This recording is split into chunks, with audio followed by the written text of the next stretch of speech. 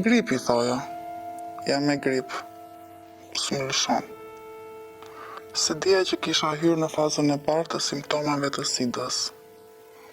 Pse muaj, thoja Zotit? Pse unë? Unë në jetën time kam patur vetëm 2 partnerë. Njëri dashuri këllimtare, ndërsa i dyti i fejuar im, me të cilin kisha menduar të ndaja jetën. Nuk kisha abuzuar asnjëherë me alkoolin. Nuk kam provuar kur drogë në jetën time, as kam shkuar me meshkuj në radhë. I drejtohesha Zotit, me pse mua? Po shumë më vonë mora vesh se nuk ishte dorë e ti. Ishte vepër e të fejuarit tim. Ai më ngjiti hivajc. Kudo që e sot uroj të dëgjosh këtë mesazh, e të kesh guximin të vish e të më thuash të vërtetën në sy. Ai iku si frikacak. Ndaj më shumë këtë mesazhe kam për të. Edhe për njerëzit që edhe pse jemi në 2025 vazhdojnë mendojnë se sida merret edhe nga prekja. Por nuk i vë shumë faj. Ti mëson shumë më shumë kur e ke vetë mbi kurrizë. Se dhe mua po të më pyesit kohë më parë, do preferoja të qëndroja larg njerëzve me sida. Tani që e kam, jam lodhur se kërkuar i mëshirë. Kushdo që merr vesh që kam sidën më shikon çuditshëm, të paktën ata që më rrin pranë. Familja është e para dhe pastaj miqtë e ngushtë. Ditët e para ka qenë më e vështirë kur mësova lajmin. Mësova se mendova se jeta ime mori fund. Ka ende momente që mendoj, më shumë për të ardhmen si non, e sigurt është që nuk do bëhem dot kurrë nën. Nuk besoj se do të ketë njëri që do dojë të krijojë familje me mua. Edhe pse unë studioj shumë dhe e di që kjo është e mundur. Po nuk e fus dot këtë frikë personi që do kem në krah. Nëse do kem ndonjëherë dikë në krah.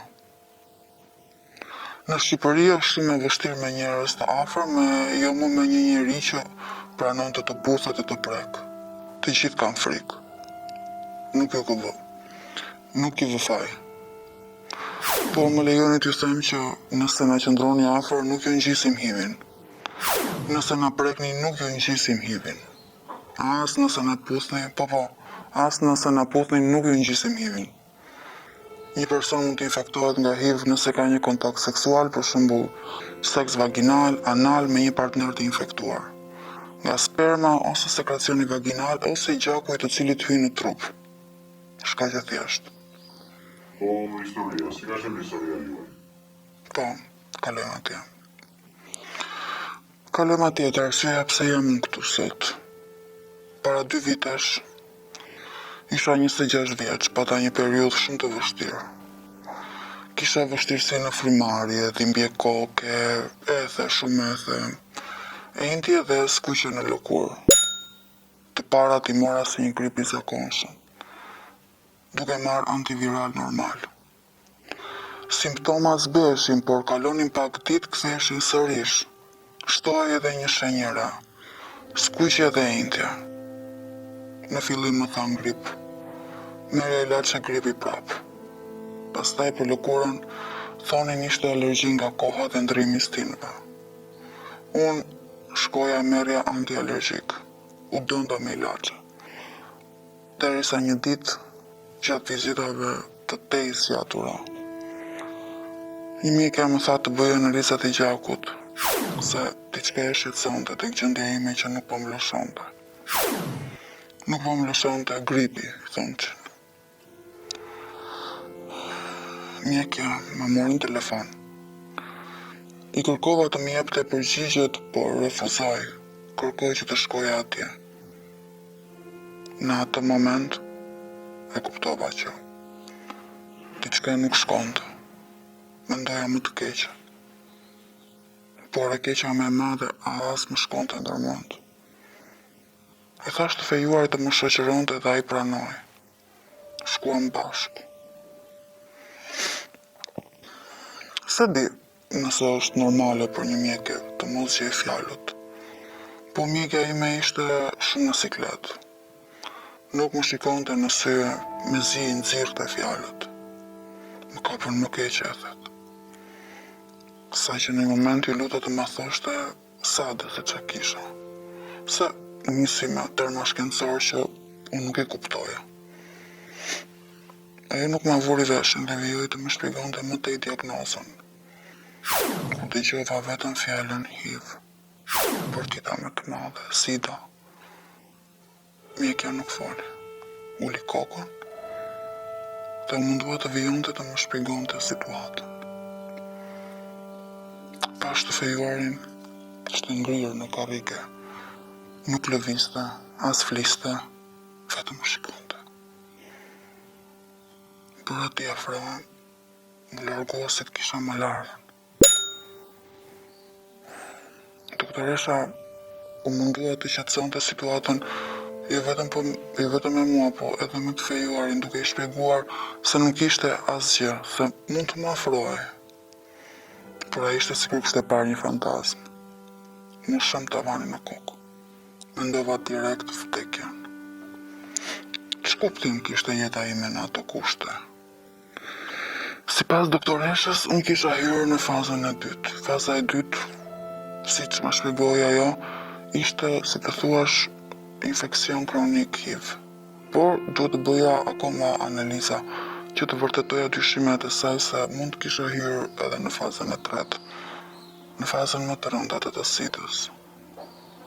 Mbaj mend që vetëm qaja, ulëria, ndërkohë që ajo mundohej të më qetësonte. I fejuari rinte si i ngrirë akoma. Unë kthehesha nga ai duke i lutur të thoshte diçka, se në ato momente mendoja edhe për të.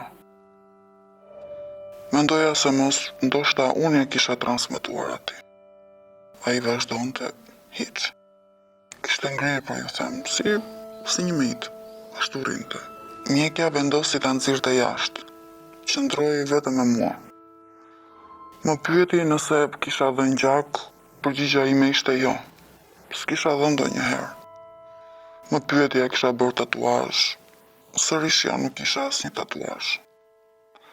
Më pyeti nëse kisha kryer marrëdhënie seksuale me ndonjë pa u mbrojtur. Përgjigja ishte prap jo. Kisha 3 vite me të fejuarin, nuk e kisha tradhtuar asnjëherë. Betohesha në Zot e në më të shtrenjtët e mi. Pa e ditur se armikun e kisha në krevat. Shumë vonë e zbulova të vërtetë. Doktoresha më kërkoi shumë analiza të tjera dhe fatmirësisht nuk dola në fazën e tretë. Por isha në limite. Në Tiranë kisha vetëm atë. Prindrit i kisha në një qytet tjetër. Kur mbarova shkollën e lartë, u punësova këtu dhe nuk i kam më. I kishim bërë gjërat familjare. Unë isha 23 vjeç kur u njohëm. Shumë rastësisht, u ndodhëm në një tavolinë me miq të përbashkët. Dhe aty nisi historia jonë. Ai ishte 4 vite më i madh se unë. Qëndruam si të dashur për 1 vit. Pastaj u treguam familjeve dhe i bëm gjërat më zyrtare. Aty hodhëm edhe një tjetër hap, nisëm bashkëtesën. Jetonim të lumtur dhe planifikonim të bëheshim me fëmijë. Ende nuk ishim nisur asgjë, por ishim në biseda sa të stabilizoheshim mirë me punë. Unë kisha një punë administrat 8-4, zakonisht ndërsa ai punonte në një kompani private. Punonte me orë të gjata, vinte i lodhur. Kishte raste kalonin javë pa kryer asnjë marrëdhënie, por ja vija fajin streseve. Kishte raste që merrte disa telefonata të çuditshme në darkë. Po thoshte që ishin kolegët e punës. Nuk ndyshova asnjëherë se mund të më tradhtonte. Nuk doja ta besoja dhe nuk i shkova kur pas kësaj teze.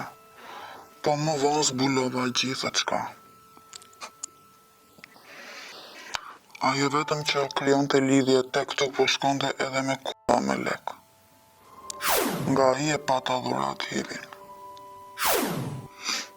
Pasi e mora vesh isha me HIV, ai shkoi te familja e tij gjasme për të qetësuar edhe të procesonte gjithçka. Unë mora në telefon prindrit dhe motrën. Ata erdhën dhe ju thash gjithçka kishte ndodhur. Ata më qëndruan pranë dhe asnjë nuk më fajsoi për asgjë, edhe pse Vetë më brënde pyetja, po nga se? Nga puna në kishe marrë leje, i fejuar nuk po më përgjigjej më as në telefon.